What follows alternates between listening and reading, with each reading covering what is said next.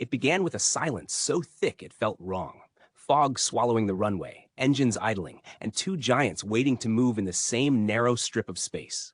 March 27, 1977. Tenerife. A quiet island airport not built for the world's largest jet suddenly became a pressure cooker of delays, diversions, and fraying nerves. Bomb threats elsewhere had rerouted planes here, packing the tarmac tight. Crews waited.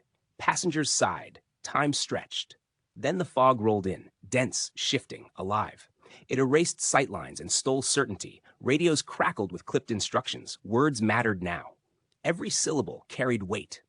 One Boeing 747 began to taxi. Another followed behind, invisible to each other in the mist.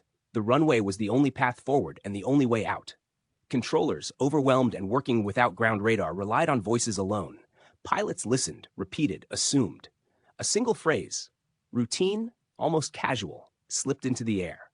"We are at takeoff." Was it a statement? A question? A confirmation? In the fog, intent blurred.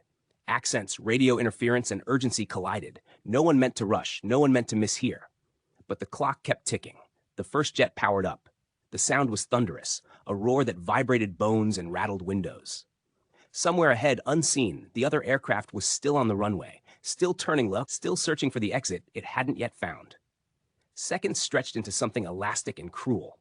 Out of the fog, a shape appeared. Too close, impossibly close.